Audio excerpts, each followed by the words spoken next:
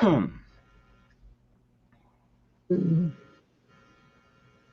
everybody, welcome back to another episode of Saturday Night Forum. I'm here with my best friend, one of my best friends, Moose Man, and I believe Survival Living is going to be joining us here in a little bit.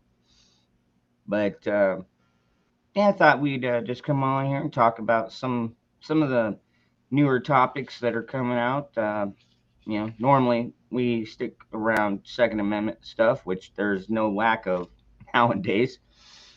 So, um, yeah, this whole Russian firearms and ammunition ban.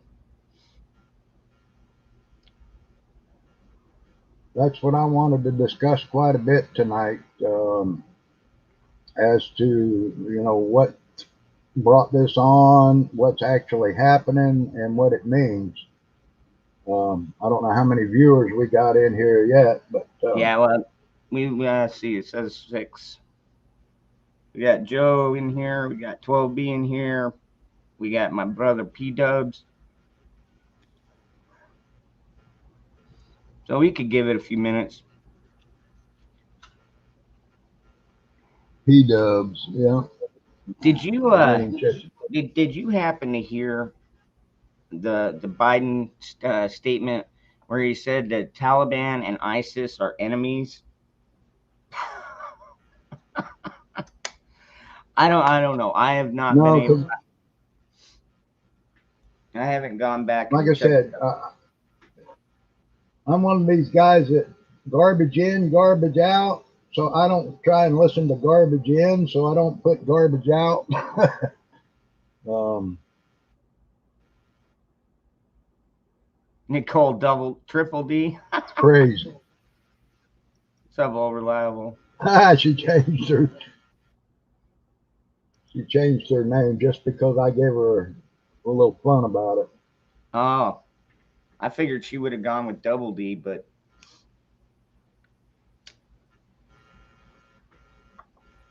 Well, that's kind of where it started was she said something about if she was bigger, and I made the comment, well, then you'd be Nicole Double D, and then she come back and she says I'm Triple D. wow. Okay. Okay, I'd pay $1 to see that, but right, no doubt. 12B says they're torching Biden on Fox. Well, he deserves it.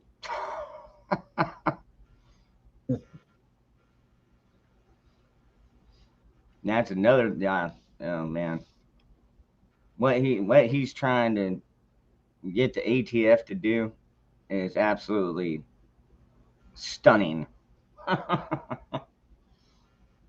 unconstitutional, and but stunning. they're basically trying to throw as much crap at the wall and see what will stick, Yep. and it's one of these deals where they can throw so much at it, and then our lily livered people that are supposed to be conservatives will cower down in the corner and they'll make some kind of backdoor deal and agreement, and in the end, the American people get screwed again.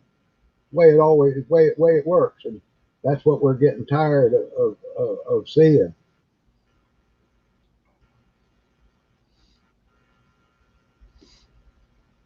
Yeah, they're throwing a ton of it too. That's for sure. I'm getting tired of it.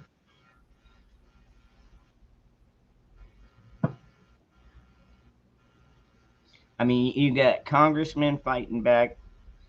You got attorney generals fighting back. There he is. Hey, what's going on, brother? Howdy.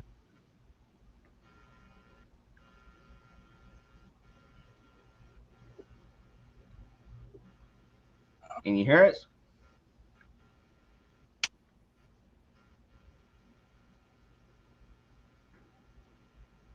Oh, can you hear us? Hello. All right, can you hear me? Yeah, now I got you. Okay. Can hear you. Hold on. for some reason my Bluetooth isn't working for some freaking reason now. I don't know what's going on over here. I couldn't get on the other link. Let me get my regular earphones because my speaker's playing on the phone, not my earbuds. Okay. Freaking technology. I know, right? Well, go in and check echo cancellation, and you won't need that.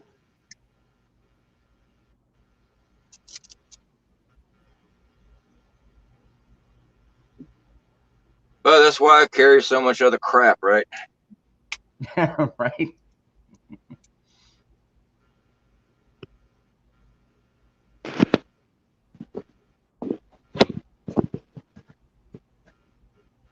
All right, let's Hey, try Jeremy. that. All right. Can you hear us now? Like a robot. Hey, Pablito.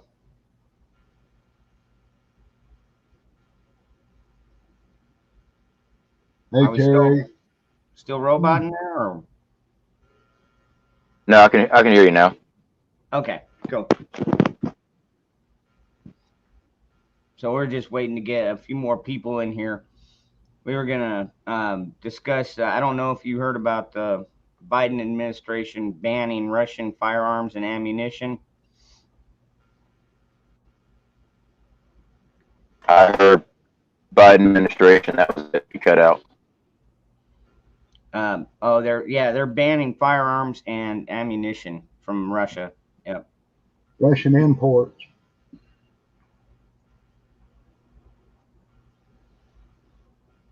Hey, Michelle.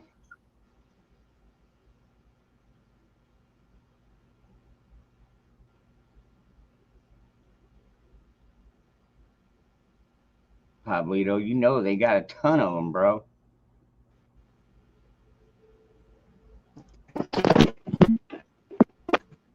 Yeah, they got, I guess 3 out of 4 tallywhackers now are carrying AR-15s. I wonder how many of them passed the background check. I know, right? Actually, they aren't AR-15s or M4, M16 full auto select fire carbines, so they're not AR-15s because those were military weapons. So we'll keep the record straight there.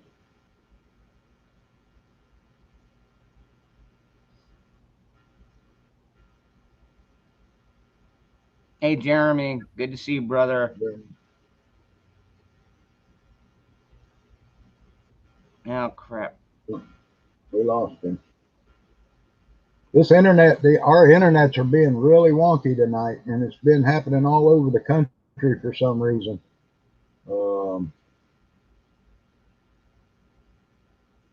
Lots of slowdowns, lots of internet outages. Something's going on.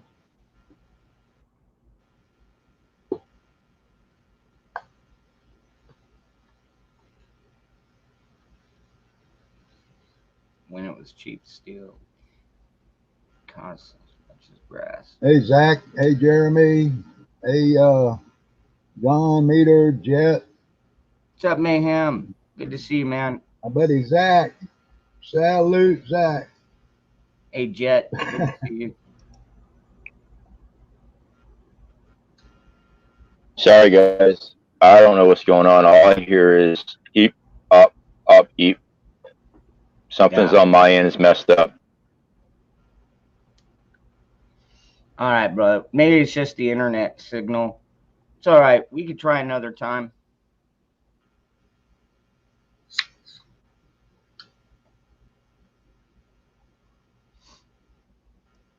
Well done. Jeremy, you busy? I'm pulling Jeremy up here.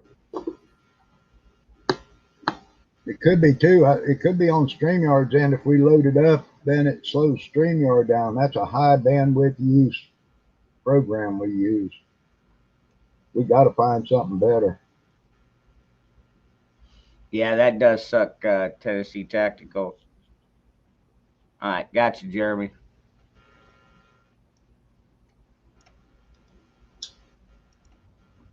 Remember, this is the monetized channel. That's try and watch your language.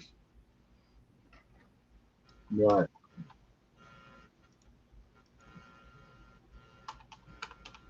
All right, let's see. Low Navy vet, Tennessee Tactical, Navy vet, Deb. good to see you, brother. All right, Jeremy, check your email any second now.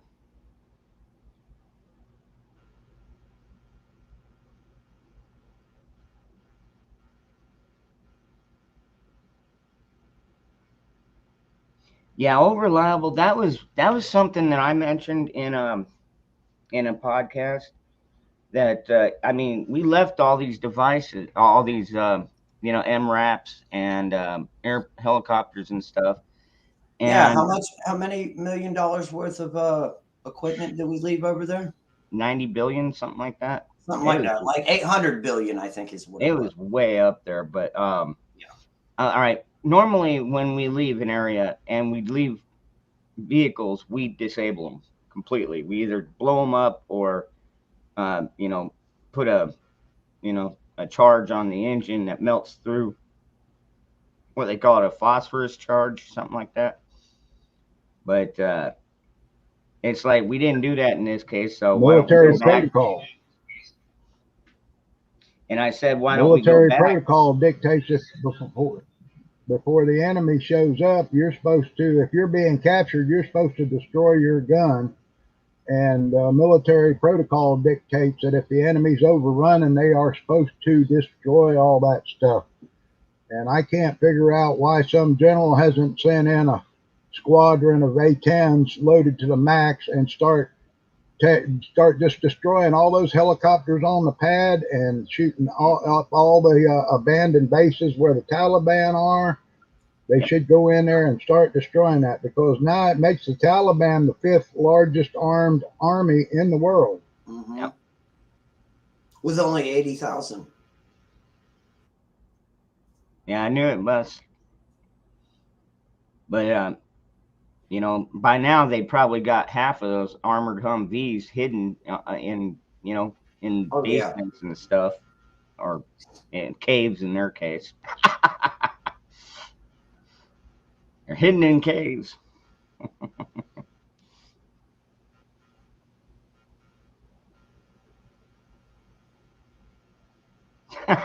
Angel. Yeah, it ticks me off.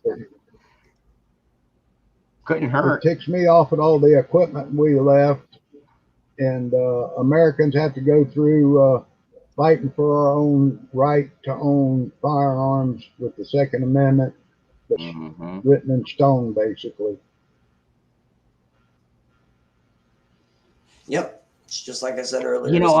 That was another thing that came up on that topic, is maybe that was part of the Biden agreement to try and get our Americans out of there. The only problem is, like somebody said earlier, we'll get to the airport. Well, you can't get to the airport. Yeah. There's no way. I got a little video sent to me yesterday, and it showed what the airport looks like, and it's bad. Yeah. I think we all seen that one photo shot of the guy handing up his baby, over to the UK. Yep.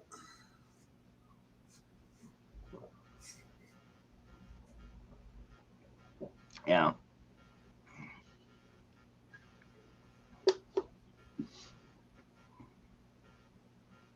Yeah. I did hear some Afghani pilots. The Taliban had a list of the Afghani pilots, and they were going around looking for them. And they asked them, "Are you going to fly for us, Taliban, or are you going to die?"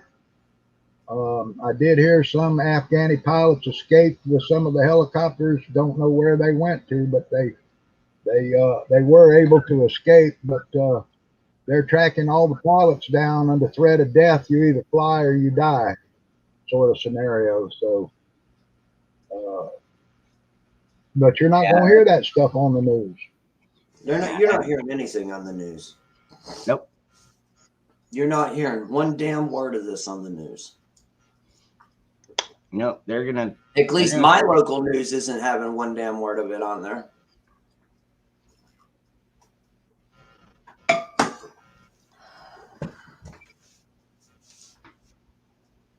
And who's to say the Chinese won't help them? You know. Yeah. I don't know if we had any stingers. Well, who's to say that?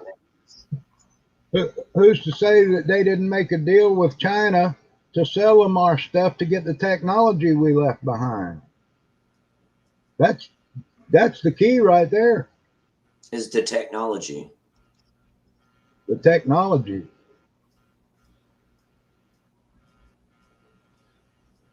Yeah, could you imagine? Because if we didn't remove some of that top secret stuff that's actually on some of those aircraft and whatever, our enemies now have it. You can bet your ass. Yeah. And why in the hell are we leaving them drones? Yep. Man. Yeah, it's just disgusting. That whole thing is a shit show.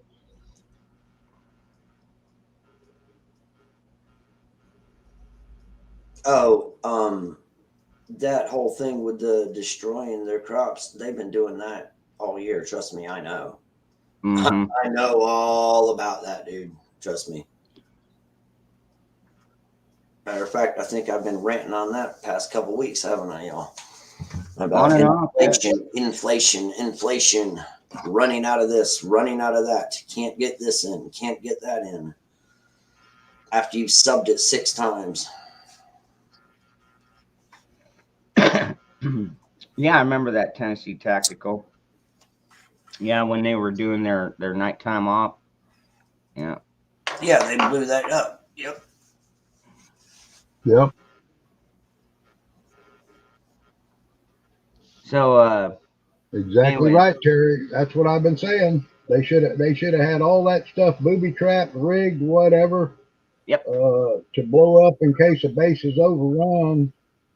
That's military protocol. You don't just leave aiding and abetting your enemy by giving them weapons is treason. Mm-hmm. And our senators and congressmen need to be filing articles of treason against the whole. Yep, the whole Biden administration. The whole administration. And the whole administration. Yep. And Beltsar, the food shortage, dude, it's happening way before 2030-ish. Let me tell you now that right now. The inflation, the price for produce last month alone was up 11%. That's just produce. Yep. Okay. Now, the price of bacon by the end of this month is going to be through the friggin' roof. Sorry, Lord. And beef is going out the yin yang too, as long as with milk and eggs and chicken. And Jeremy, what I can't understand is our Oklahoma here, I'm right in the middle of beef country here. We've got cattle auctions. We've got cattle auctions all around me here. The beef raisers are getting $1.40 a pound. It's almost not enough to haul their beef to market to sell here. Yeah. Now, why isn't beef prices stabilized? Because at $1.40 a pound, that's cheap. That's on the hoof, live weight. Yeah, but if you go and look in the food, you're paying almost $8-9 a pound for hamburger. You know what I'm saying? Yeah, we're still getting it for a little less than that, about $3-something, $4-something a pound, I guess. And then I can catch it on sale sometimes for $1.50 to $2 a pound. If it sits there more than a day and it's next day dated, they'll drop it to $1.50, $2 a pound, and we buy the hell out of it and bring it home and vacuum seal it. And what they do is, like I said, I think last week, is excuse me, what they're doing is they're raising the prices, but they're slowly decreasing the portion and amount you get in that box without you knowing.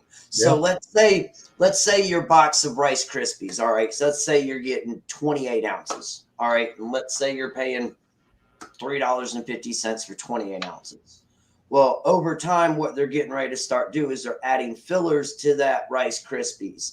And what they do is they reduce the proportion and they up the price. So now it's $3.85 for 27 ounces, 26.4 ounces. It's just enough for you not to know and notice. And you're just like, oh, price just went up. But yet, not only the price is going up, but yet the portion's going down. And if the portion isn't going down, what they're doing is they're adding fillatives and they're adding additives and shit to the food to make the weight. Prime example of that is coffee. Prime example is coffee. I used to buy 3-pound cans of coffee. It said 3 pounds on them. Then they went to 2 pounds, 12 ounces. Well, now I just got the can and it's like 1 pound, 29 ounces.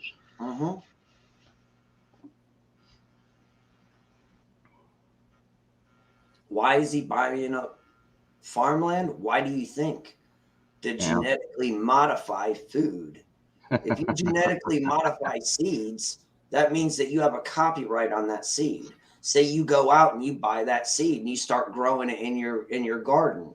They come by and they test that fruit. Oh, this is my seed. This is genetically my seed. Now they rip up your harvest. Why? Because technically it's under there. Either A, we rip your harvest, or B, you pay us tax to it. We're gonna tax the shit out of you. All right. Before we get too far down that rabbit hole, we wanted to discuss this whole Russian firearms ban. No more importations from Russia, which if you're an AK guy, this could be a pretty big thing for you. Because that wolf ammo and that wolf ammo and Tula ammo, yes, it was steel cased. It was hard on your barrel. Brown Bear. Right. Oh, Brown Bear is another. I don't know them all, but I know those are the two big ones. Yeah, Red Army Standard, Tula, Brown Bear. There's a whole list of them. And I don't know if people know what exactly happened, but supposedly a dissident from Russia that was anti-Putin was poisoned in Germany by a chemical toxin. He survived it. He went back to Russia because he said, if they're going to get me, they're going to get me wherever I am. Yeah. Which we don't know how to put sanctions is an excuse to put sanctions on Russia to stop imports of guns, ammunition, and other things from Russia because of this supposed attack on one man in Germany. What he doesn't realize, though, or what he doesn't think we realize, though, are these are private Russian companies that are selling this ammunition. This isn't the government of Russia doing it. These are private companies that are in business. Now, he's doing it as a backdoor to a attempt at stopping our ammunition flow coming in the United States. Yep. Last night, I agree on that. I was online watching. Last night I was online watching, Ron, and you guys are not going to believe this. I started when I got the news. It was 3 hours out. I went and borrowed a credit card and went to buy some ammunition. I got lucky. I got in on the bottom floor. I watched one site that I deal with. Started out with 661 810 round cans of ammunition for just over $300. In 1 hour, gone. They sold almost $250,000 worth of ammo, and I would hate to be the shipping guy that walked into work this morning and you got 661 cans of ammunition you got to pack up and ship. No. I went to other sites. Sold out. Right down the line. I got in contact with a bunch of other gun owners and told them, hey, this site has ammo. Get hold of your friends and tell them if they're going to get any AK, SKS 7.62x39 ammo, you better buy it now because it's fixing to dry up, because there's only one company or two companies that make a little bit for the American market. They haven't bothered with it because we get so much imported with the Tula brand and that. Mm-hmm. So last night, Biden probably exceeded Obama in ammunition sales as salesman of the year, because as far as I can tell, somewhere over 5 million rounds or more were purchased last night in a 1 hour period. Damn, across the country. I totally believe it. So this is what's happening. If you find 7.62x39 or 9x18 Makarov ammo or AK-74 ammo on the shelves anywhere, you best buy it right now. Now, what this is this goes into effect. This ban goes into effect September 7th, which isn't far away. Any orders that were approved and shipments coming in from Russia before September 7th will come in, but they're not going to be real big, I'm afraid. But they've already said that any applications put in to import more Russian ammo, Russian guns, Russian parts, whatever from Russia, yep, will be denied for the next 12 months. Damn. like I said, that's going to be bad news for AK guys. Well, they also sell AR-15 ammo. They sell 9mm ammo. They sell 380 ammo. They sell Makarov ammo. They sell 5.45x39 ammo. They sell 7.62x54 ammo for the Mosins. They sell all that European type, Soviet bloc ammo is what's been being supplied here, because our American manufacturers are too busy dealing with the American caliber market. Exactly. Yep. So if you didn't get in on the buy last night, if you find some at some sporting goods or some mom and pop store or something, somewhere, I would suggest buying it, because what I see is within a few months, AK ammo like this, that's normally 40 to 45 cents a round, is going to be $2 a round or more. Jeez Louise. What's this going to do to American ammo prices? Well, that's a good question, because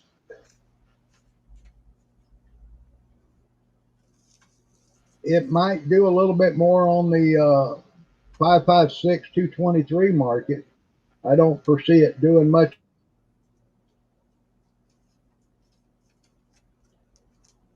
No. Lost them. I think he was going to say something about 9mm and handgun ammo. And we got a little over to Target, and they Right.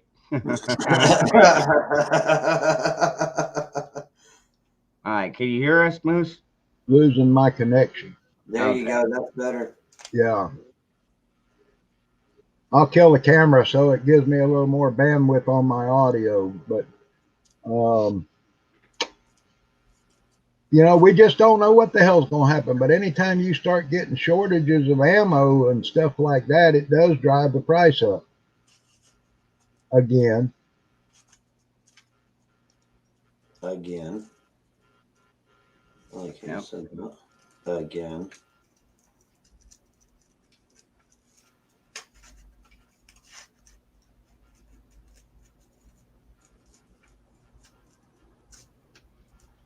So that's just for the Russian ammo, though, correct? Yes, exactly. Somebody said, why don't they just move? Go to a different country. First of all, it's not cheap to move. And good luck. I mean, right now. I mean, who knows? Maybe they'll find some kind of back door. Maybe they'll ship it to some other European country, and then they can repurpose or put it in a different spot. That way. Yeah. Yeah, put it in a Yeah. different box and say, oh, this is from the UK or, whatever country they decide to try. But Well, yeah, that doesn't work because it's head stamped and they can track where that ammunition is and that. And true. people don't understand how big ammunition factories are. Ammunition factories, if you've never been to one, are huge. I've been to Winchester's ammunition factory in East Alton, Illinois, and the freaking place is huge. These foreign companies are even bigger because they were producing some of them for military contracts and whatever. But we will still see ammunition coming in from Serbia, Bosnia, Czechoslovakia, possibly Poland, South Africa, Korea. See, Clinton banned Chinese ammunition back when he was president. He banned the import of Chinese weapons and guns, so we haven't had that back up on us either since they stopped the Chinese ammo import. So we will see ammo, but it's just going to be not in the quantities that Tula and the Red Army Standard were able to supply in large quantities. And of course, now if the Americans aren't going to buy it, Russian dealers will turn around and they'll sell it to the Taliban. They don't give a shit. True. Yeah.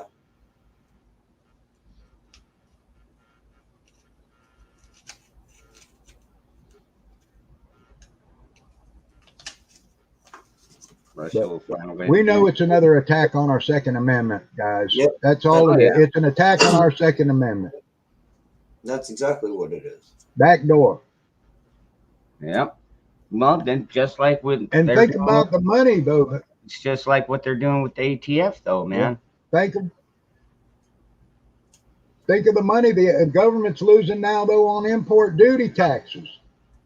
Millions of dollars that our government is not getting off of import taxes because of this.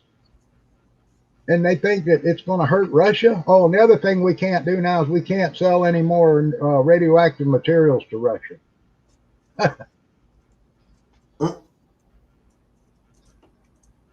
And who wrote this? Sleepy Joe? I'm not sure who came up with that one. I'm sure it wasn't Joe. I'm sure it was somebody in his cabinet. Oh yeah. Like, well, holy crap, they, and how do they even know it was Russia that tried to poison this guy? I mean, yeah, they don't. But they got to point the blame on somebody. Over one man. That's what's funny. Man. Over one man.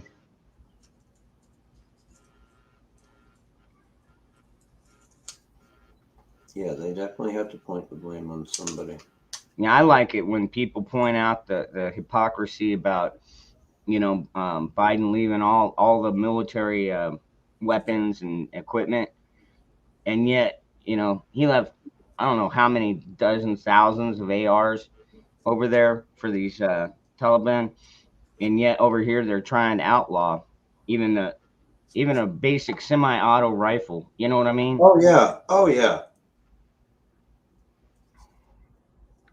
It's old narcissistic double standard. Which kind of brings me to the next point. Now all your Segas and Vepers and all those Russian-made weapons that were made to U.S. Semi-auto specifications for import now are all banned too.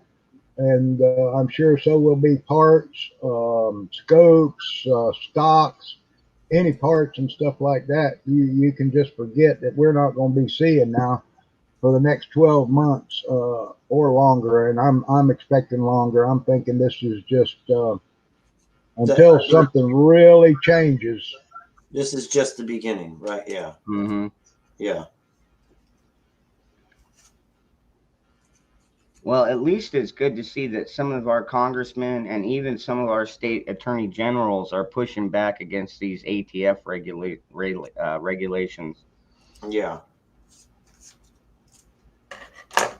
Because they just ended the comment period on the, you know, the 80% lowers, or what they call the ghost gun builds, and all those parts, and not to mention even the pistol brace thing, you know, and you know, but we got some people in Congress fighting back. Now, granted, there was only like 27, 28 people that pinned their name to this letter saying that, look, you know, the ATF does not have the right to sit there and make law. That's our job. You know what I mean? So we'll see if they listen. I doubt they will. It usually falls on deaf ears at this point. Yeah. Well, it's going to come down to civil disobedience. We've got to start screaming to the rooftops. I wish some of these groups, like Gun Owners of America, do what they can with the money they got, and they're filing suits, and they've got lawyers, and lawyers are making a lot of money off this, but they're fighting for us. But at the same time, we need to get millions of gun owners petitioning the government to stop this madness, stop the attack on our Second Amendment, and make it plain to them that we will not comply with unconstitutional rules as ordered by the Supreme Court of the United States. If it's unconstitutional, we are ordered to ignore that law as it has no power in juris. So remember that, folks. Ignore unconstitutional laws.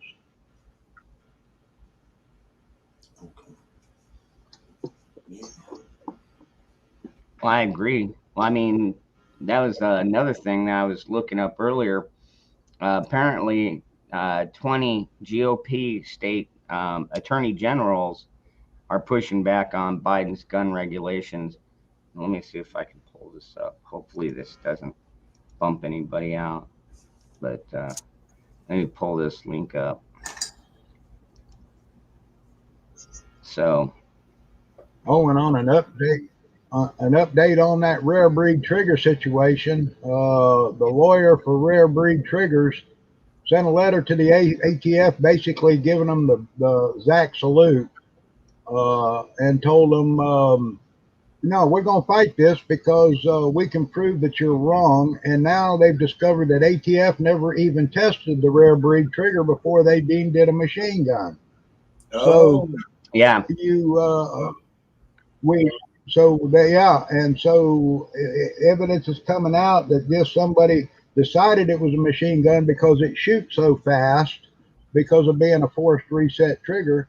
However, it was two former ATF agents and an engineer that deemed that it was not a machine gun to begin with, and why they went into production using just a newer design of a previously legal forced reset trigger, which is still available for sale, by the way. The original one, because and actually, even with the cease and desist order, Rare Breed is still selling them. Although I'm, kind of taking a risk trying to buy one right now. Probably get put on a list. Yeah, dude, if they catch you with one, Well, until a court says it's something, it's not. Until a court rules that it's illegal, and just like they did with the bump stock, we had to wait until the court said it was illegal, and then a bunch were destroyed. Well, then it was challenged. Well, that was overturned. But I did that.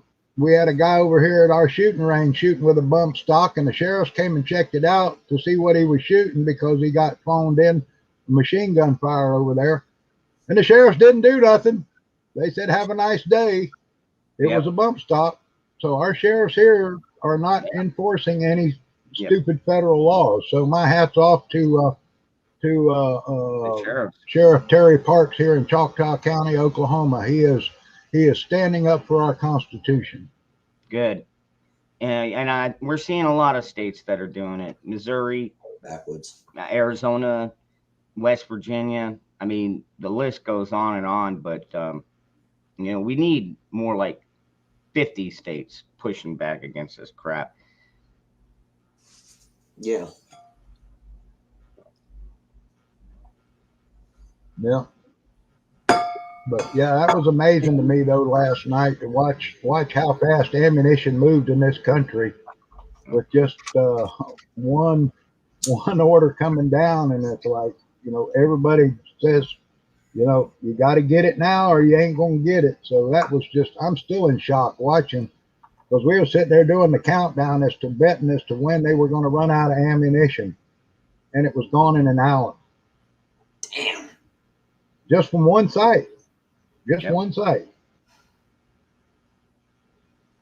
That guy made almost $250,000 last night in 1 hour in ammunition sales just for one kind of ammunition. Was that 7.62 by 39? Yeah.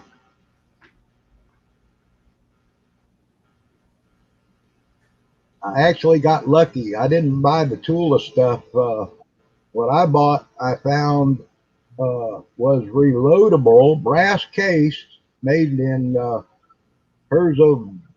can't even pronounce the name of that country over there, like over in Bosnia area. It's like the Lake City of Europe ammunition. It's reloadable Boxer Prime brass case 7.62 by 39, 810 rounds to the can. So, knowing me, I will be able to reload it. Yeah. If you can So find at least that gives if me, you can find the projectiles. if I can get the projectiles and mainly the primers. Of course, primers are starting to slowly come back now. I've heard in some places, not, they're dribbling in. Powder's starting to come back in, but some of the powder companies are asking an awful lot of money for powder right now, trying to make that extra buck. But Howdy, Rage. Hey, Good to what's see you, up, brother. Rage in the Cage? First Amendment. I stole my neighbor's drop-in trigger. ATF don't know where I live. My boat sunk. So it's a good one.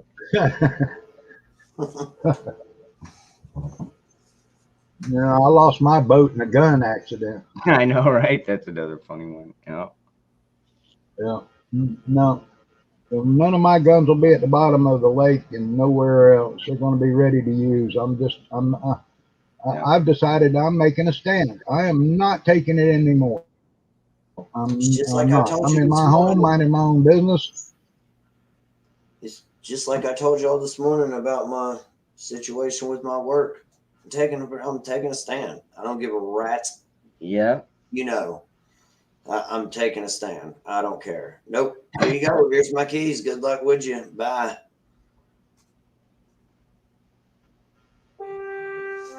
Yeah, Rage in the Cage. I checked, and it's they're a Boxer Prime. They're not Burdan. It's Igman ammo from Herzegovina or somewhere like that. But it's brass case Boxer Prime, so it's reloadable. So, which the Tula is steel cased, non-reloadable Burdan Prime. It's basically throwaway stuff. Yep. So, but a lot of people shoot it because of the price. Exactly.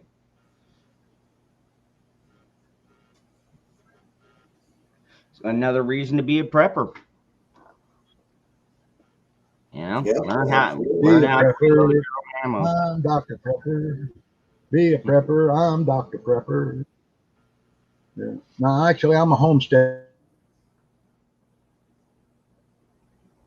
Went back. The clock was turned back to the 18th.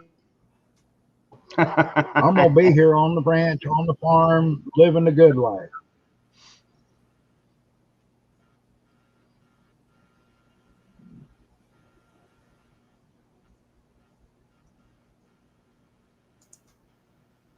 Living a good life. Yeah, I've never tried one of those drop-in triggers. Neither have I. Well, I should say I actually have not either. I have friends that have them. I don't I own have friends them. that have them. I have tried them before, but like you said, it was on a friend's gun. Yeah, I haven't even tried that. Yeah, the Burdan. Actually, yeah, for not common. Yeah. Actually, for about $50, I think you can buy what they call the Hellfire system, which replaces the screw in your pistol grip. And then it has an adjuster in the center, so you can adjust the creep on your trigger up to very fine and actually fire as fast as a forced reset trigger if you set it right there, kind of in the gray zone, they call it, where you're just barely catching the hammer for each pull of the trigger. But the Hellfire system costs about $50, and it's ATF approved, comes with a letter and everything, and it has a little adjuster screw, and it goes right under the bottom of the back of your AR-15 trigger, and then you adjust that screw to take up any of the creep, and you can adjust it down fine as frog hair. Let me tell you, I actually make them myself. After I seen one of them, I can make them on my lathe. Oh shit! Yeah, it's interesting. They don't talk about that one. Yeah. Yeah. Not yet. And plus, I still have the old BMF activators. You know what them are? The trigger cranks.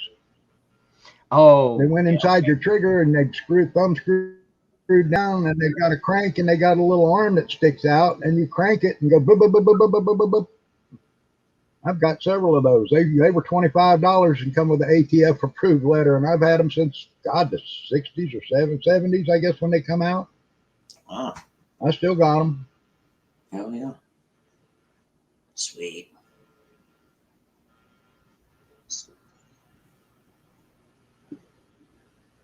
Yeah, backwoods. Yeah, that's what we were talking about.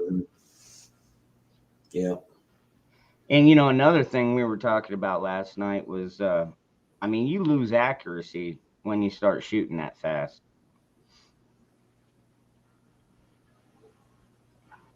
Well, it depends on how good of a machine gunner you are. We had machine gun shoots up in Alaska for the Alaska Machine Gun Club, and I impressed some of the guys with my accuracies to the point that they would let me shoot a lot more ammo, and trying to show them I was staying on target like I was, and especially with like the belt-fed Brownings and stuff. And it's a matter of learning to control the weapon. But the thing is, yeah, it's good for suppressive fire, or, you know, if you got dozens or even hundreds of people storming you, that's when you want some serious firepower. But True. I mean, the better thing to me is one shot, one kill, sniper accuracy from a long ways away.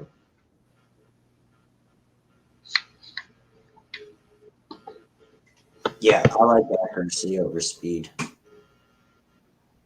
And see, I do too, but you got to keep in mind, I'm in more of an urban setting. So, you know, my accuracy, that's why I carry a red dot most of the time on my main rifle, is because I can draw that thing up, and within 25 to 50 yards, I'm going to be accurate. And that red dot is easy to get, you know, sight a beat on. Now, if you're out in the if you're out in the rural areas like you and Moose, you know, then it's like, I could see you wanting to be able to shoot, you know, 200, 300, 400 yards. Yep. Bam! Before they even get there. What's up, Warsaw? Good to see you, brother. Well, the thing is, though, even in an urban environment, you might want to be able to pick off a guy at you. You may want a gun that you can sit there and be ready when he pokes his head out to take the threat out. Yeah. Well, that's why my son has this. He's a scope. He's got his scoped, and I asked him, because, you know, when we go out shooting, we always swap back and forth, you know. And I asked him, I was like, "What do you think of that red dot?" He's like, "I like it, but I'll stick with the scope." Hell yeah. Yeah, it's too bad Uh, YouTube doesn't let us show things because Yeah, I have know. everything from flip up sights to red dot type scopes. I wish Bushnell had made the one that kind of looks like ACOG. Bushnell made a really nice scope. It had sights on top. It was electric. It had some magnification to it, and I've got a couple of them before they were discontinued. And they're tough as nails. Now, some of the Sig Romeos my friends have been buying, they're all made of plastic. They're all polymer. I'm not a big fan of plastic. I'm sorry. In high heat conditions, plastic does weird things. And in cold, plastic does weird things like becoming brittle and breaking. So, Yeah, it you expands. know, I'm more of a metal type. I'm a metal head. I want my shit made out of metal.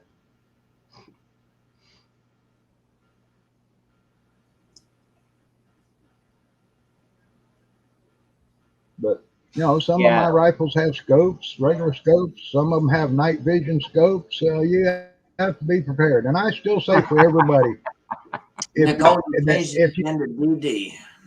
if you can afford it, if you can afford it, everybody needs a good, accurate, long-range bolt-action rifle. Whether it's 308, 30-06, if you can handle 300 mag, whatever. mhm, You need a good high-powered 7mm mag. You need a good scope bolt-action high-powered rifle. You need a good semi-auto rifle, whether it's an AR, an AK, a Kel-Tec, you know, any of that H&K if you can afford it, a Setme, whatever. You need a good shotgun or two for home defense, and you mhm. need good handguns. And cover all the bases. Each weapon has its own particular purpose and limits on what they can do and what they can't do. Yep. No, I agree. I The mean, three if there basic. was one gun, Ron, if there was one gun that did all, I'd probably only have one gun. I know, right? but but And it's just, but yeah, I it just can't don't go. work like that. I can't use my bench rest 22 rifle for going out and hunting moose or grizzly bear. I can't use the moose or grizzly bear gun for going out and hunting wild hog. Yep. You know, Or squirrel. so and squirrel hunting is a whole nother, or rabbits is a Yeah, whole nother yeah, little shotgun deal. you don't want a 30 caliber to take out a rabbit. There won't be no meat left. Oh man, I go rabbit No. hunting with my 444 Marlin. Well, just got to make sure you hit them in the nose, right? Yeah. Right. Take their head off. Hey man, it Yeah, takes out half the work if they don't have a head left. yeah, Warsaw Patriot, if you go back, we already covered that for like half an hour. Yeah, or longer. yeah.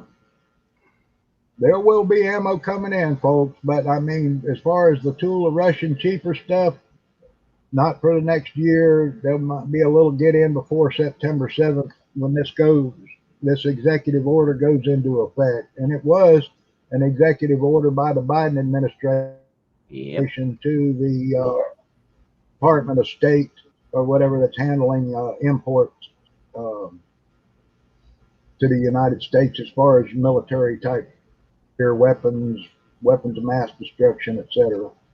Yeah, and that was another part of that whole deal was yeah, it wasn't just the handguns and ammo or firearms and ammo. It was rockets and other components and stuff like that. So Mm-hmm. it's just the part with the firearms and especially the ammo are the two big ones for most of us Americans. I mean, most of us aren't out buying rockets and stuff Yeah. like that. You know what I mean? Well, if the Second Amendment was in fact like it should be, there would be a huge market here in the United States for RPGs. I'll guarantee you. Oh yeah. And Russia would be making a killing off of selling us RPGs and ammo for it. We'd have a blast. Literally. Literally. But Yeah, that's why they always. I guess if you everybody's saying the handgun is used. That you use your handgun to get to your long gun. Yes, if you And wanted to play that, go join the. Man, that is the truth. Yeah. You know? That's why they call the handgun a defensive weapon, and long gun is your offensive weapon. Yep. Now, hello, JH. Glad you could make it in. Hello, JH. Anybody else that I haven't mentioned coming in, I'd like to say hi to Mike White and the rest of you folks. We've been sitting up here talking and haven't been watching much on chat. Yeah, backwoods. We've been talking about that a lot too. Yeah, you know, given known terrorists all these guns and vehicles and everything, and while over here they're trying to take away our simple semi-automatic rifles. Yeah, it's absolute Right. crap. Right. It's hypocrisy at its finest. Yeah, Oh, yeah. well, that's Absolutely. what our government is anymore. Yep. I mean, you got a hand. I'd say we got a handful of what I would call fairly patriotic congressmen and senators, but I mean that's just not enough. It's just not enough. I still cannot believe that we didn't have some Pentagon general stand up and say, this is total bullshit. We're going to do it our way. Screw the president when it comes to our equipment, our soldiers, our people, our interpreters that helped us out, our civilian workers over there. This is bullshit. We're going to send in everything we got to A, get them out, and B, protect them, and C, to destroy whatever we left behind that we are not going to aid the enemy in. And I can't believe we don't have any more generals in the Pentagon with balls enough to do that, or commanding officers on the ground in Afghanistan. This concerns me.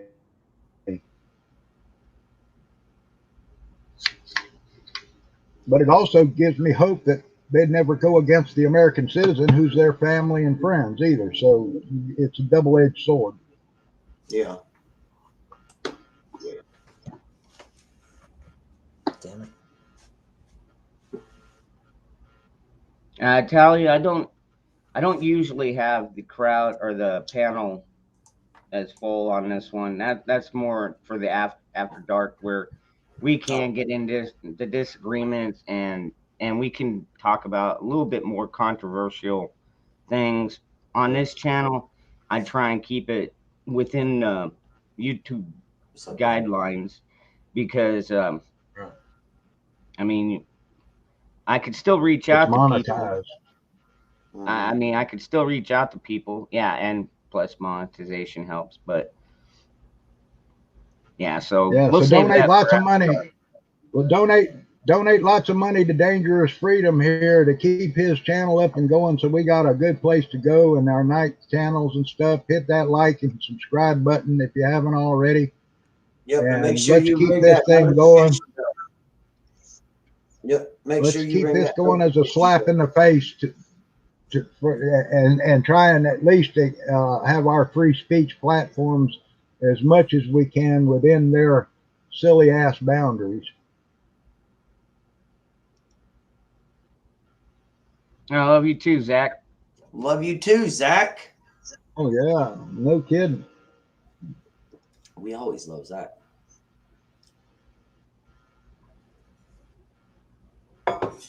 Wouldn't it be something if Zach was the whole key to taking the entire system down? Man, that would be something, dude. That would be awesome, actually. Because I'm already good friends with him, so I've already got it in. Me too. I'm right there with you. I know, right? Yep. I text him regularly.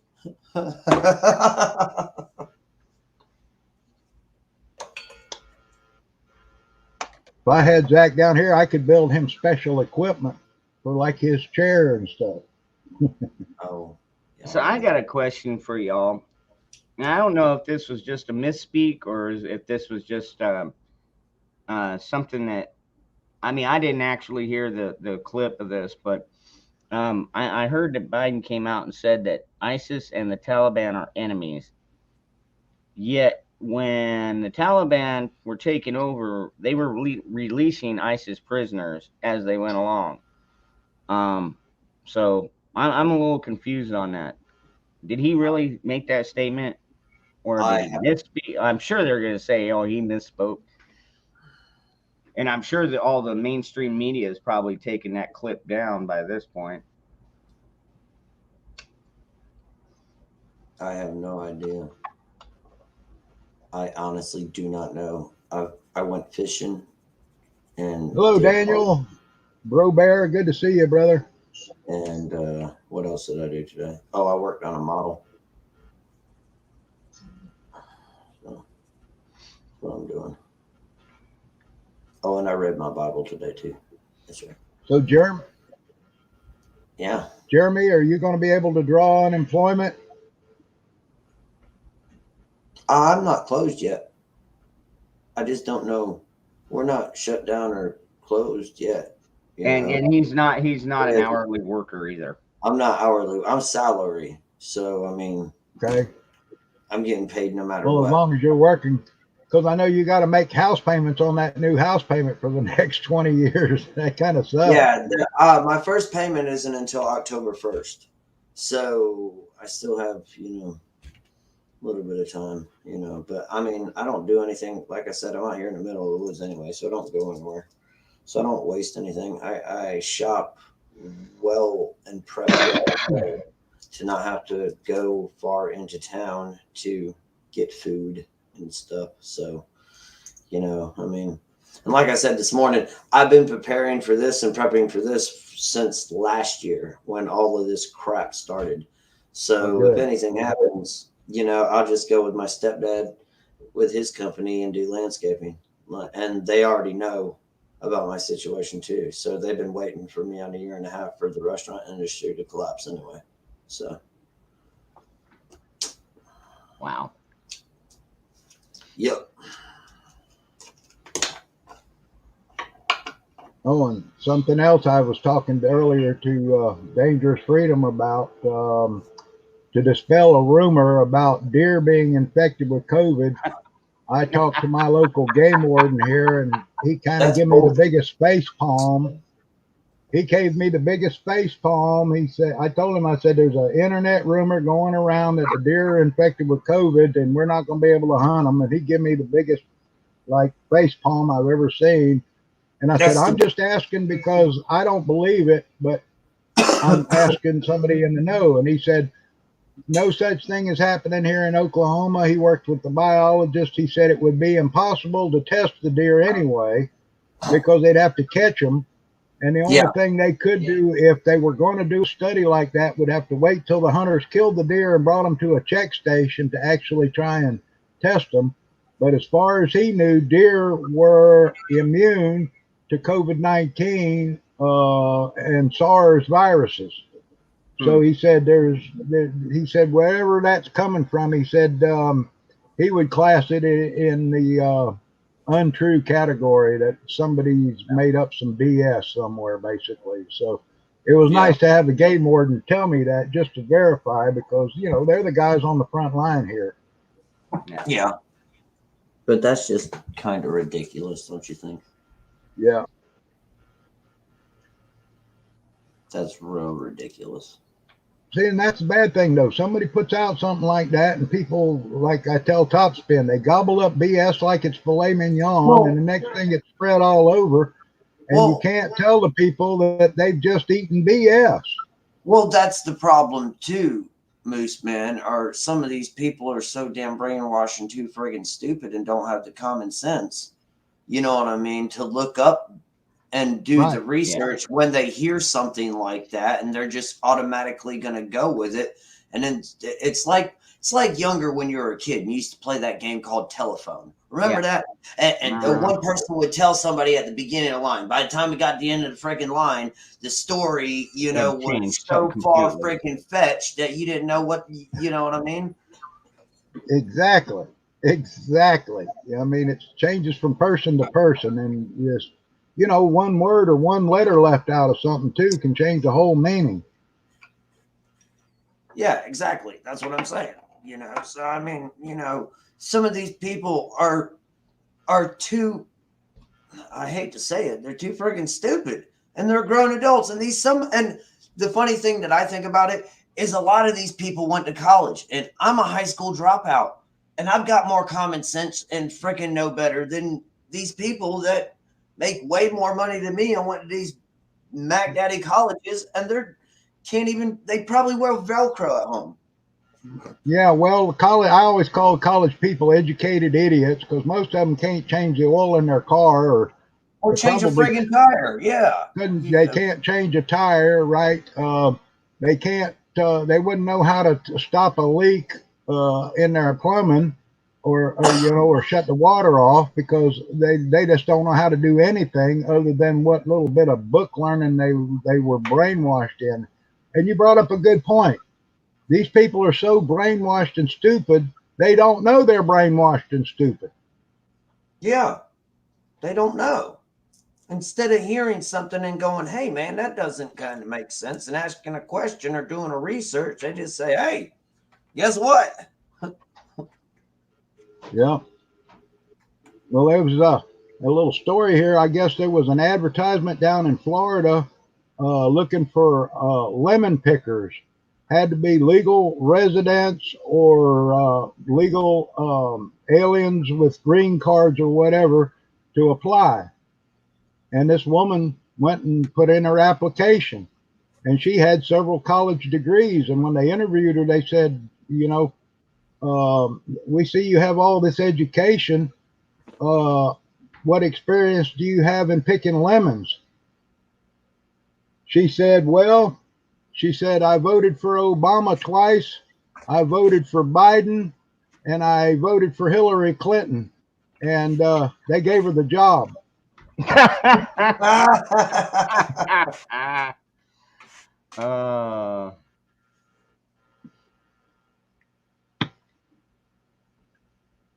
And by the way, I wanted to mention Obam Spike. However you say that, I wish somebody would tell me the correct way. Obam Spike. Yeah, Spike. Yeah, Spike has a link on one of his videos to a video of in California a group of what you would call weird looking people. I guess we call them hippies and liberals, them California type people anyway, down I think it's in San Diego. Man buns. Went to a school board meeting and stood up and said and jumped the whole school board about the vaccinations, about the masks and everything else, that they're finally starting to wake up down there. And it was an amazing video to see these people. And this one guy had the big dreadlocks and everything, great big guy. And he was, the way he put it, I mean, he was outstanding in his hammering. And they tried to shut him up at the end and told him his time was up, and he kept talking anyway. And the cops started to come over, and he finally got up and quit.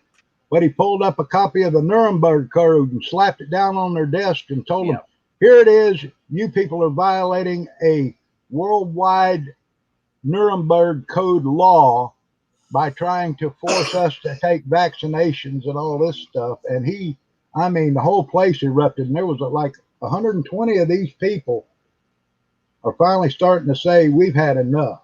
Well, so you heard. There's a light at the end of the tunnel. Yeah, can we move on from that topic, please? Yeah. But no, and dude, people are frustrated all over. Yeah. So we just had enough.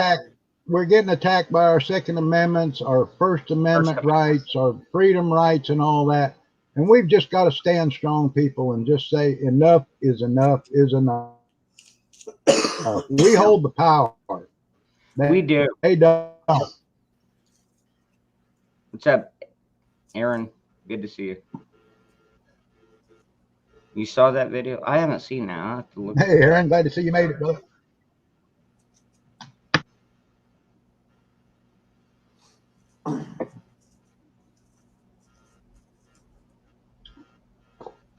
But it is good to see at least, some of our congressmen are standing up and basically telling ATF, it's like, look, you don't make the laws. We make the laws, and right now they're too busy to be making it. Well, most of them are on break, I think, anyways, but it was basically a cease and desist order to the ATF, telling them, hey, you need to back off because that's not your job. Right. Hey, Brad. Right. Congress's job is to make the laws. Yeah. Although every law they make is enough, it's still every law they make is another freedom stolen from the people. But right. Yeah. Oh, and on a happy note, Dangerous. Today is Red's birthday. Oh, happy birthday, Red. Yeah, she celebrated being 39 now 29 times. Nice. Nice. So I made her a nice meal of shish kebabs, and we had fried rice and barbecued Chinese pork with hot Chinese mustard. And so I think she probably passed out because I filled her up. And she eats, and she's gone Johnson for a while.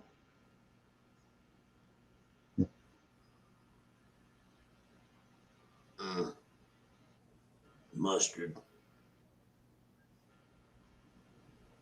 That's an interesting point, Daniel. What does our side do other than saying it's a disgrace and then proceed to take it up with a corrupt system? Yep.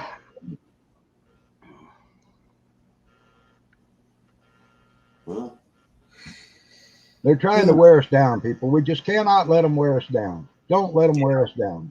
Don't give in. Don't concede. Stand your ground. Be strong and be faithful. Be faithful, true to yourself. Mm-hmm. I always say go with your gut, because usually your gut is going to tell you what's right. You're going to feel it in your gut, what's right and what's wrong. Yep. Pray and read your Bible too. Kind of reminds me of my buddy Salem Prepper. He was helping a buddy cut down some branches on a tree, and he was up on a 20-foot ladder, and his first instinct was to put a harness on. But he was already up there, and he's like, you know what? I'll just do it. Well, that branch came down, knocked him off of there. He fell 20 feet, shattered one of his legs in several places, and also some spinal injuries. So, wow. I mean, that's one of them go with your gut things, or your first instinct. Yeah. I lost a dear friend who was in construction all of his life. Climbed up on a step ladder and was up at the top and reached up to grab something and slipped, fell backwards off the ladder, landed on his head and broke his neck and died instantly. No, man. He was a big man, and it killed him instantly.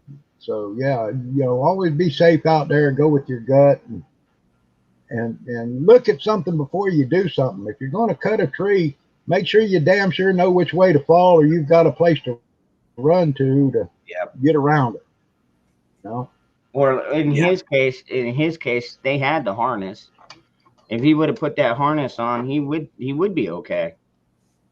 Yeah, minor injuries. Yeah.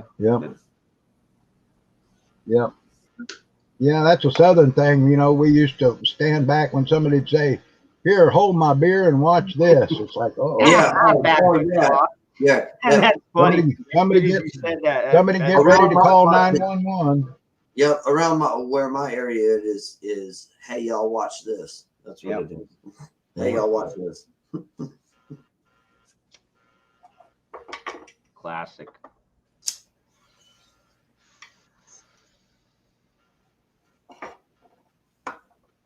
Yeah.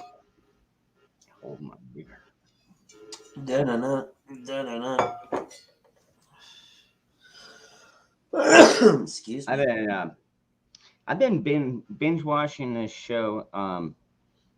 It's called something with a purpose. What the hell is it called? Adventure with a Purpose, or Adventure with a Purpose, or Ventures with a Purpose. And what they do is, they mainly sonar scan rivers, lakes, and stuff like that, looking for cars. but they've also helped retrieve bodies that have been missing in the past. Kind of interesting stuff. Yeah. Well, I don't know how many of y'all watched Alone, but they had the winner finally. They ended up pulling out of the last two guys left about 70 or 71 days. Now, these are trained survivalists, went out there with no food, but they had gear to fish with and saws and skinning gear and a cook pot and that. And they had to build their own shelter, but they had to get their own food and stuff. And all of them lost so much weight that, well, in the first 62 days, they had half of them gave up and called and said, "Come pick me up, we're done." And these are trained survivalists now, dropped out in the woods. And finally, the last guy standing was because the other guy got pulled because he was in such bad medical shape. His heart was risking damage.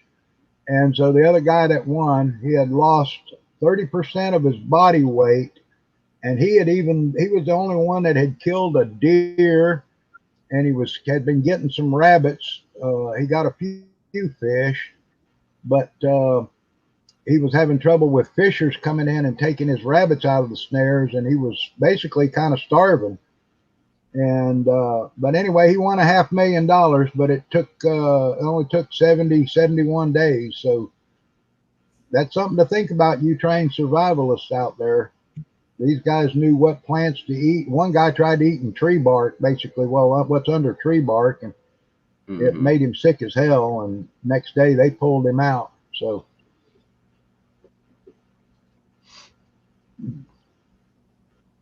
that's one reality show I watch. All right, Daniel's got a question. I would like to hear your opinions and experiences with the 38 Special revolver. Now, me personally, I've never owned a 38 Special revolver. I've owned a 357 revolver, and I would fire 38 Special through it because first of all, the ammo's cheaper, doesn't have as much kick, but you still have the benefit of being able to load Magnum rounds. And a 357 Magnum is nothing to laugh at. I mean, you could take down a deer or probably a bear if you're good enough shot. But yeah, 38 Special revolver. I don't even think I've never even owned one. Neither have I. I got my.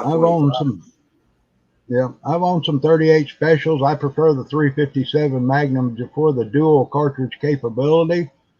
38 Special used to be what all the police carried back in the 50s and 60s. They all carried 38 Specials. It shoots 158 grain bullet, which is heavier than the 9mm and basically the same diameter. So you actually have more power than a 9mm in a 38 Special.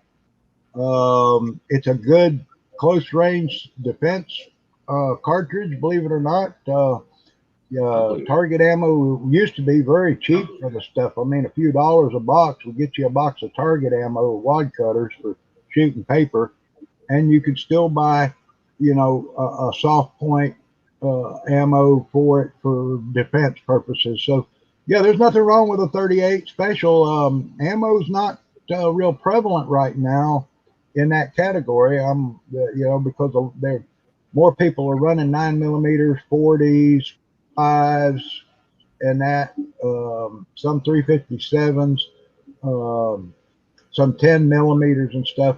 So there hasn't been a lot of 38 Special ammo produced here recently, but I see that changing in the future because, they have to retool the machines. They've only got so many machines, and they'll make a run of one caliber, and they'll make 1,000,000 rounds, and then they'll swap those machines, recalibrate them, and then they'll run another 1,000,000 or 2,000,000 rounds of this caliber, or they'll set up certain banks of machines that are running nothing but 9mm, running nothing but 5.56 ammo because that's their biggest seller and the biggest for law enforcement and that. So but yeah, there's nothing wrong with a 38 Special. I shoot them. I don't have an issue They're with actually them. very accurate too. Just, yeah, I've always found that revolvers are usually very accurate, but just never owned one. Hello, Finger Poles Trigger. Good to see you. Interesting name, but I get it. Other people call it the booger hook. Booger hook. Yeah, keep your booger hook off the bang switch until you're ready to fire.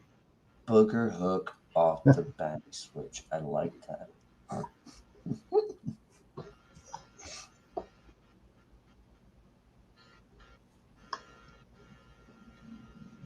Actually, if you're out there buying guns, and looking at revolvers, and you run into old revolvers, there is a different cartridge called the 38 Smith & Wesson, which is not the 38 Special. The 38 Smith & Wesson is a very short little cartridge, and you cannot fire 38 Specials in a gun. In the old Smith & Wesson Victories, for example, that shot the 38 Smith & Wesson, and some of the old Colts that shot the 38 Colt Special. So what? 38 Colt round.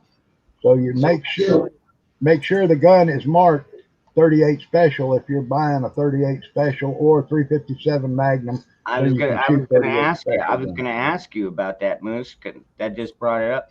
What if you've got an old lever action 357 Magnum? Will that still fire a 38 Special round? Like, say you got a Henry or a Winchester or something rifle? I believe it will. I've never had one of those guns really to try out because I've always been into the bigger lever guns like the Marlin 4570s and the 444s and the 450s. But I believe that the 357 rifles will shoot the 38 Specials. Aaron might know. Brian.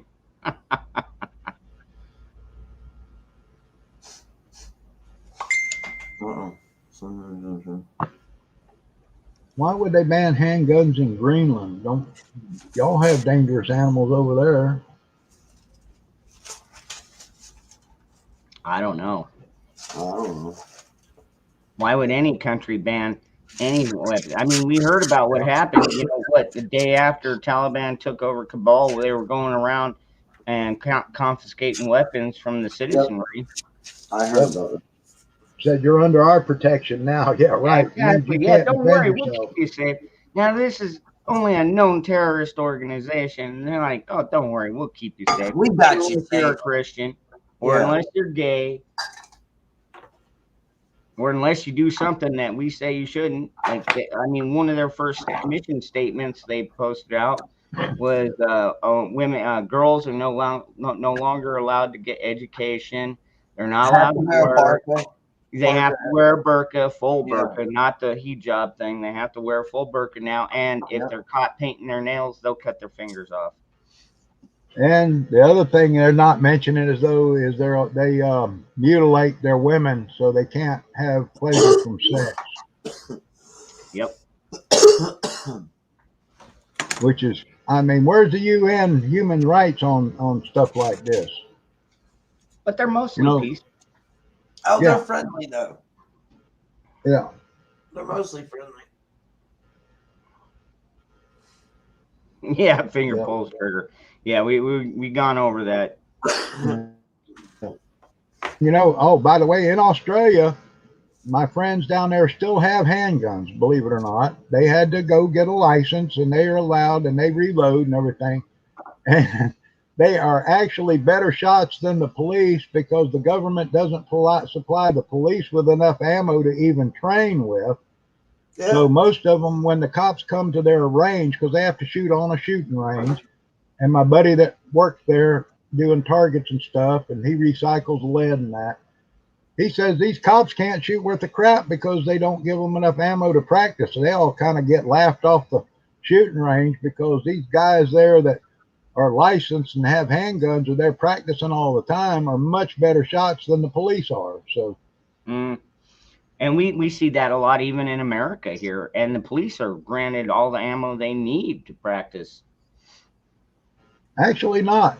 In some places, we had to furnish our own ammo, and when Walmart quit selling handgun ammunition, there was no place within 70 miles for us to buy ammunition to even practice or train with. Now, granted, I load my own, so I had plenty. I always had plenty of that and factory ammo to carry. I always carried back 45 that I used, and so did my chiefs and stuff. We all carried that, and then I even put in good ammo in our AR-15s we carried in the cars, and good buckshot and slugs for our shotguns. Yep. But yeah, I mean, a lot of departments they don't really have and supply a lot of ammunition. They do over when you go to get your certification at Cleat. They supply the ammo there because you're doing a lot of shooting to qualify.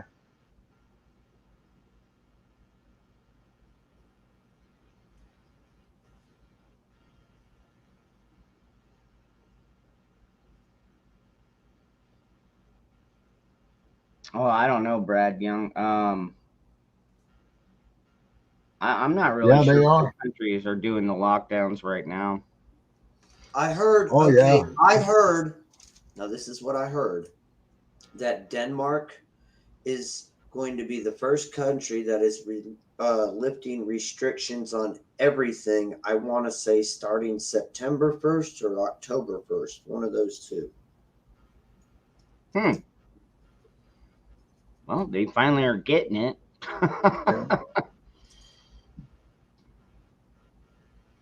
And the thousands of people are protesting in France, so they're under a lot of pressure there from their own citizens.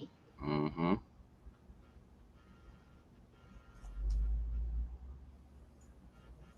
Like I said, that's what I heard, though.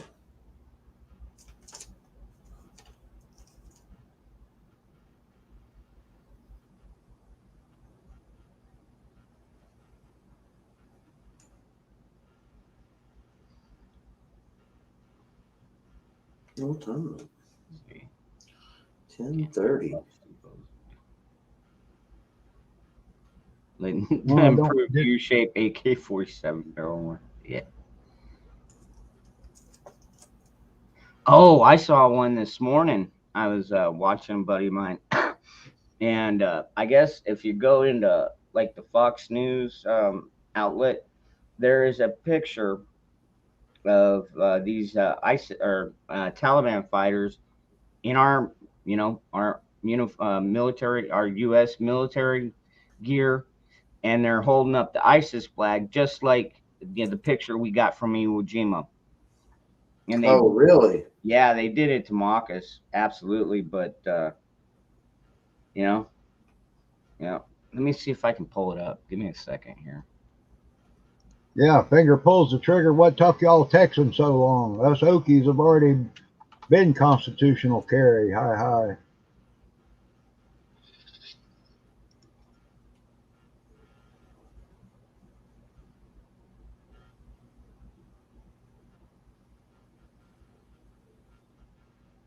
Hello, Tennessee Ridge Runner 2. Good to see you.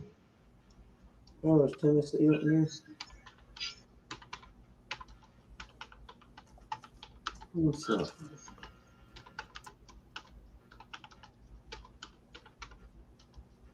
Oh, yes, Daniel. Yes, that about Denmark. Oh, yeah, cool. See, I was right. See, Denmark's going to be the first country that's lifting all restrictions. Yeah. And you Texans, what y'all need to do now is push your governor and your local sheriffs and all to make you gun sanctuary counties and a gun sanctuary state and tell the feds basically to get the hell out, leave us alone. Yep. We've done it here in Oklahoma now. We're a gun sanctuary. So, hey, the left started this stuff with them sanctuary cities. We've just taken the ball and run with it.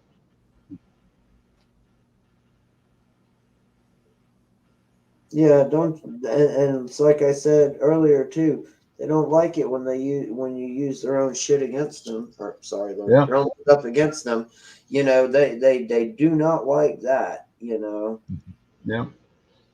And yes, Brad, I am familiar with the curved barrels the German army made during World War II for the MP-40 submachine gun that shot around corners. It actually was, the barrel came out and it looked like a highlight scoop, and the barrel would travel around that highlight scoop in a 90-degree angle and then go through a small section of barrel to straighten it back out. And they had a mirror on the front so they could shoot around corners. Yeah, the Germans played with a lot of stuff during World War II, and that was one of them. Now we have M4s, though, that pivot in half and have video cameras on it that go through the sights right to the eyepiece of our soldiers, and they can stick the gun, fold it around the corner, and see where the target is, put the crosshairs on, and squeeze without ever giving away their position. There it is. Okay. Let me see. Let me pull this up here. All right. Because we all remember the classic Iwo Jima, them hanging the flag. Yeah. Here we go. Let's see, I think this is the right one. But see what I mean? Wearing our gear with their flag, saying this is our land now. And that's basically like what we did in Iwo Jima. It's like we own this place now. And you know what? It pissed the dude. Like the comments that went off when he shared this picture, it was like, dude, a lot of them were just anger. And he gets that, dude. It's upsetting, but at the same time, he gets it. He's like they're shoving it in our face right now. Yep. And it makes sense. I mean, I imagine the Japanese probably felt the same way when they saw us putting our flag up, you know. Except, you know, we were actually doing it on their land, but you know, they're just basically saying, hey, this is our land, we're taking it back, you no longer own it. We've owned it for what, 20 years now. I feel sorry for all the kids that have been growing up under the Americans being there with at least some freedoms and stuff like that. And Right. now that we're leaving, God knows what's going to happen. The Christians are the Christians need to make their own rafts, do whatever, get the hell out of there. But yeah, they need to try and get across the border to Pakistan or somewhere. Somewhere. What's up, Guardsman? Hey, Yankee. See, that's the only good thing. Afghanistan, as I recall, does not have nukes, but Pakistan does. That's something we've got to kind of keep an eye on, because, you know, Pakistan and India kind of been at each other's throats for years, and India has nukes too. So, but as far as I know, Afghanistan, well, God help us if the Taliban ever got nukes.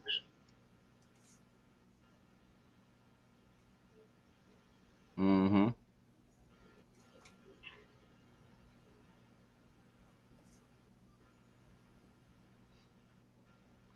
True. That is true. But then again, North Korea's got nukes. And I mean, granted, they've harassed Japan. They've harassed pretty much all those countries around there, you know, but Well, it seems like our last president kind of put a stop to that when he showed him his button was bigger. yeah, yeah, exactly. Well, yeah, our true president, yeah. Yeah. Let's see. They cannot rule without your consent. Whatever happened to consent of the government? Well, Daniel, they've gotten too big for their britches. They always do it. What do they say? Power corrupts. Absolute power corrupts absolutely. Yeah. And it is such a true statement. And it's such an old statement, but it is just proven right time after time after time. Yeah. That's why we need to withdraw our consent. Plain and simple. I don't consent to these people governing me. Nope.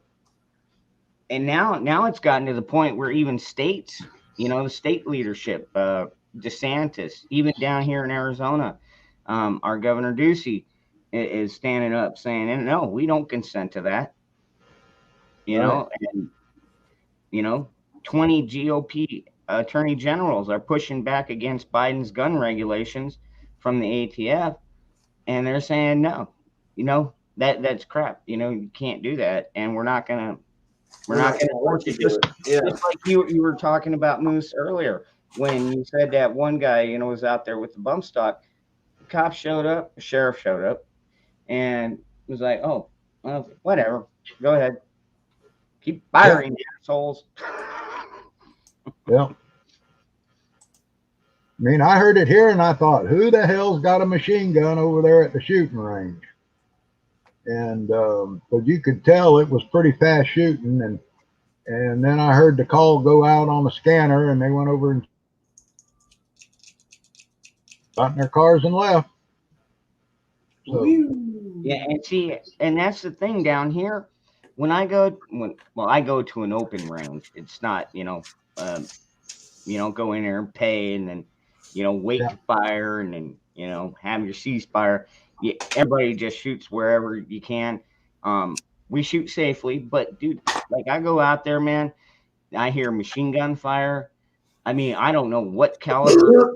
Some of these guys, I don't know what exactly they're taking out there, but we'll be firing AR-15s and stuff, and you can hear tons of AR-15s and AKs going off, and you hear pop, pop, pop, pop, pop, and then all of a sudden you hear this wham, and it's big enough to like you feel the ground shake. It's like, what in the hell are they shooting over there? You know what I mean? Maybe it was Tannerite. I don't know, but no, it was a huge caliber something or other, and it was bigger than a 30-06 or anything like that. Yeah, 50's loud. A 50 BMG is loud. It could have been a 50 BMG. There are a lot of registered machine guns in Arizona, believe it or not. There is a lot in that state. There's a lot in Florida. I haven't run into too many around Oklahoma for some reason. I don't know if they just keep quiet. Alaska, we had, like I said, we had the big machine gun club up there that I had a lot of friends in, and we'd meet up at the gun shows and stuff. We'd have big machine gun shoots up there, and it was a blast. And they're a very well respected group, and a lot of them are people in the insurance business, and gun owners, doctors, police officers. Tennessee, you asshole.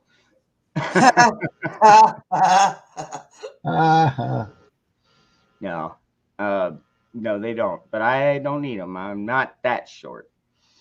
But short enough. And I honestly, I mean, we do have ranges, like I said, where you go in, you pay your $5 or $10.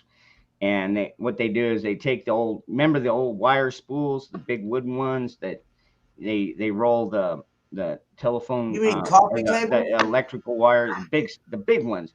They use those as tables, but at the same time, they've got a range master that keeps an eye on everybody, and every 20 minutes or so they blow the horn. Everybody has to unload their weapon, leave it open and cleared, and so everybody has a chance to go out and set up new targets or whatever.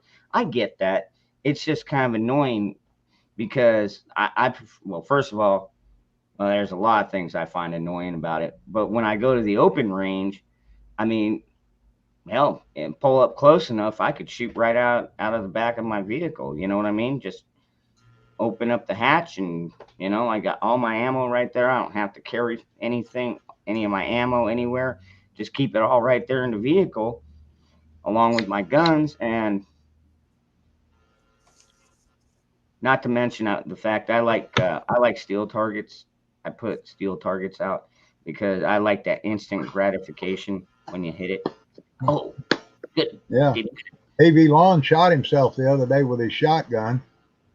He didn't wait for the steel target to stop swinging, and he shot a load of 7.5, and the pellet come back and hit him in the leg.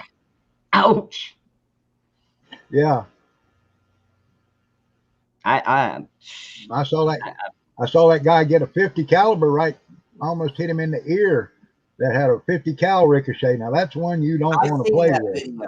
Oh, Lord, no. You heard it. Boom, boom. Yep. Yep. What was that well, one if you've guy? never had a If you've never had a bullet coming by your head, it's something that you will never forget the sound of. I've only had one bullet come by and burn my ear. That's the closest I got to getting shot. And it burned my ear as it 338 Winchester Magnum round hit a moose in the antler and came down range and went just burned right by my ear. Are you kidding me? It ricocheted off an antler. I was just getting ready to say that. Yeah. It hit the antler and it went through the moose, hit the antler and turned and came right down range to me. The guy wasn't shooting in my direction. The bullet actually did like a 30-degree deflection and came right down range. And I was probably, I'd say at least 400 to 500 yards down range. And that bullet, like I said, it just burned basically. Wow. I've been looking over at me square in the eye. That was the closest I've ever been to getting killed. But you'll never forget the sound of a bullet. Yep.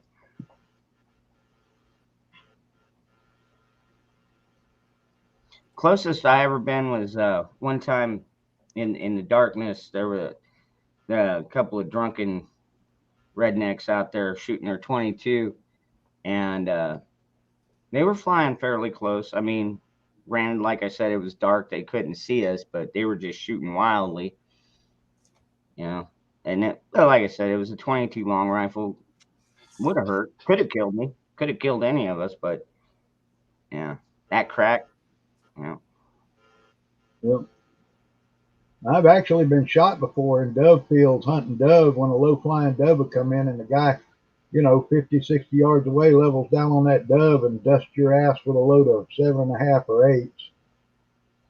But, we were out there. It was cooler weather. So you wear heavy clothes and your vest for your shells and stuff. So, I've dusted a few guys in my time too on a low flying bird. Wow. See, I go old school. I'll take a BB gun out there and kill them. One pellet, one bird. Yeah, well, that's hard to do when they're flying about 80 miles an hour coming across down the range. No, you just wait for them to sit in a tree. Yeah, that don't happen. He said, just wait for him to sit in the tree. Well, thank you, Daniel. I do appreciate that, man. Every little bit helps.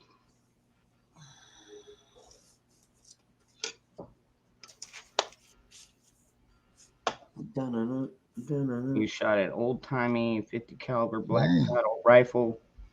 The nipple blew back and glanced. Oh, man. Yep, that ain't the kind of nipple I want on my forehead. No doubt.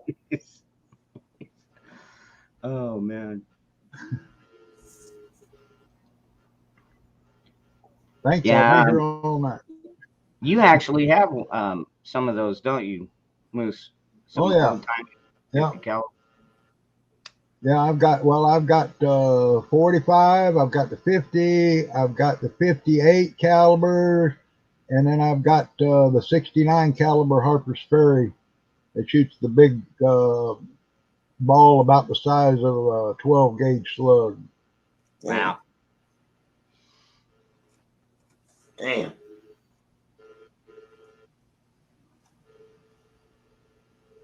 That's pretty big. Then I've got the Colt Walker pistols. I've got the 50 caliber Pirate pistol too, the one-shot Pirate pistol. Arr. Arr. I can only imagine you on Halloween, man. Arr. Actually, one time I did Halloween was for a bunch of kids and stuff at a friend of mine's house. They wrapped me up from head to toe in torn bed sheets and turned me into the mummy.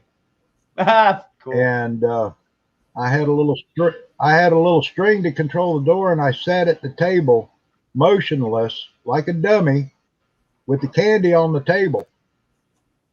And the kids would come up to the door, and I'd pull that string, and that door would creak open, and they would look in, and they'd see me sitting there at the table. And of course, they couldn't tell I was alive, I'm a mummy, right? I'm sitting there in the chair, and they'd come in to grab some candy, and I'd go, "Arr!" You never seen kids run out of a house so fast, screaming and so terrorized. I had a lot of fun that night.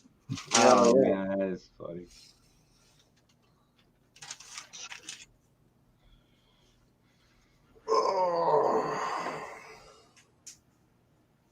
Now, Tennessee. Now, when I think of big balls, I always think of ACDC. Tennessee. I always think of ACDC. You know that song? I've got big balls. I've got big balls. Ball. I've got the biggest balls of them all. But who's got the biggest? I'll have to bring one of my cannonballs in for one of our show and tells one night. They only weigh 12.5 pounds. They're lead balls that I cast up for the 4-inch cannon. Damn. They're like a shot put. You don't want to get hit. Oh, hell no. Yeah, that would hurt a little bit. A little bit. Take your damn leg off. Yeah. Yeah, just a flesh wound. And my other cannon shoots golf ball sized. It'll shoot golf balls, slap outside, but it'll shoot lead balls. We 1 pound halibut lead sinkers fit perfect. So I cast them up. That's what I won. I took second place in the cannon competition down in Florida at the cannon shooting match down there when I was down in Florida. Angel song. The No, part was fun. This is actually my Arizona Pride shirt. See, it's got the Arizona flag and freedom on the sleeve, we the people on the front, and the 3% logo. It's comfy. I like it. It's what I wear when I go out to like formal dinners. Because you ain't gonna get me in a suit. I'm trying to think. I've never dressed in a suit. I don't think ever in my life. I don't even own one. No, I sure as hell don't. Even when I got married, I mean, I was in my blue jeans. I did have a nice button up, and I was all trimmed up and everything. You know, but it was kind of a redneck wedding. Yep, I don't even own a suit. Never have. I wouldn't know what to do with a suit. Well, you wear them to like special events, like like weddings and anniversaries and. Okay, I get that. Maybe in the middle of winter I'd wear one, but I live in the middle of a desert. Are you kidding me? You think I'm gonna wear a vest and a jacket over that and a shirt under that? Well, usually it's usually some of those events are in an air conditioned building. And if it is outside, it's only like an hour and a half, and then you get to go inside and have drinks. Well, that's long enough. It'll sweat through. Eat some nasty fish or steak or whatever the hell they're serving that you get to pick from. Can you imagine being a cowboy in the 1800s and you had your Union suit on underneath, and then you had your breeches, and then you had your shirt and your vest or your suspenders and your big hat, and you're riding a hot, sweaty horse across the desert? Can you imagine what it would be like? Barely. I'm barely imagining. And then you had to go in and drink warm beer in the bar because they didn't have refrigeration. God help us. I know. No wonder. I guess that's why most guys drank whiskey. That's what I was about to say. That's why most people drank whiskey back then, because you drink whiskey warm anyways, usually. Yeah.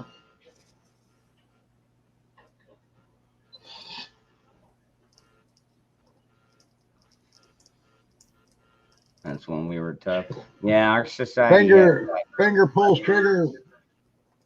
I'd like to know where in Texas is finger pulls trigger. Are you in North Texas or what? I'm in southeast Oklahoma, about 30 minutes from the Texas line near Paris, Texas.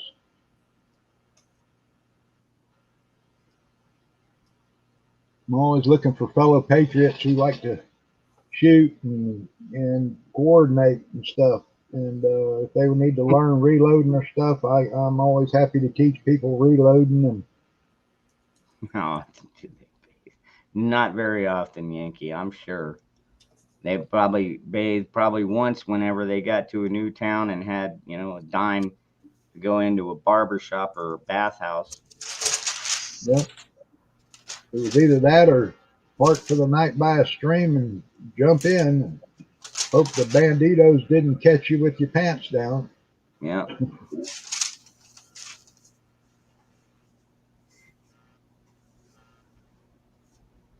Yeah, Back to the Future Part 3 that was pretty fun. That was a good movie. I like that whole series, Back to the Future. That was a good series. Yeah, back when men were men and sheep weren't allowed to graze on cattle ranches.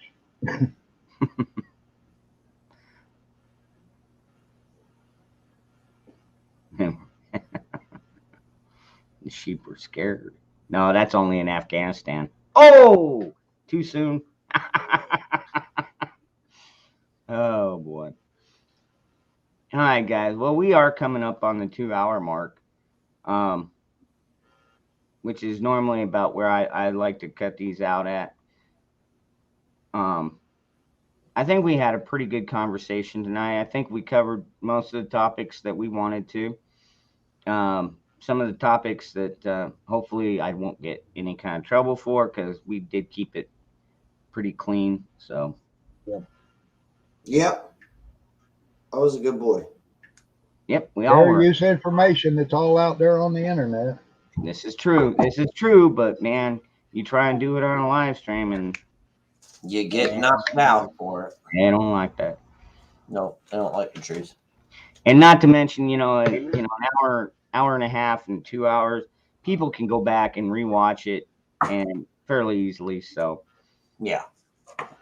And I'll be on Dangerous Freedom After Dark. If somebody can yank up that link really quick, let me see if I can.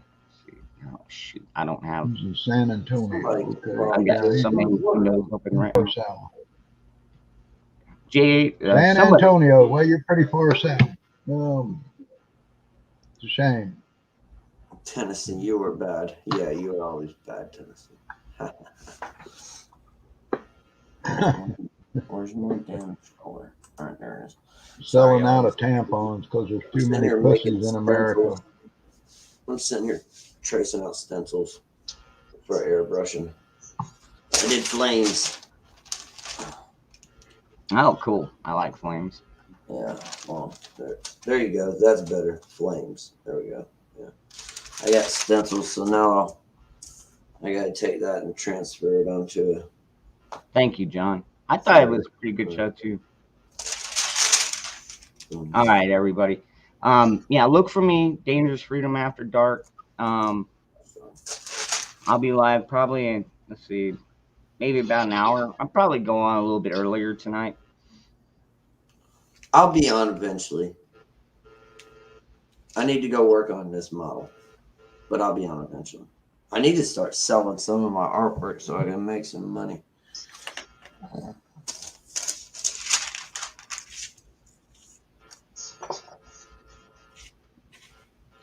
Guardsman, go ahead, man. Actually, a lot of people have been asking about you, man. We haven't seen you up and running for a while, so yeah, keep your heads down and I would say keep your head on a swivel and your powder dry, but good, close enough. Moose, you got anything to say before we get out of here? No, just be safe, be strong, keep your head on a swivel, keep your powder dry, and your faith in God strong. That's all we can do at this point. Pretty much. Jeremy? The only thing is God bless each and every one of y'all. Be sure you read your Bibles, keep your head on a swivel, like, share, subscribe, hit that notification bell, and we'll see y'all later on. Yes. You know what? Actually, let me pull that link up really quick here. That way, everybody can. Anybody that hasn't followed me over there can now. Let's see here. Here we go. All right. Gotcha. Okay. I'll post this in the chat.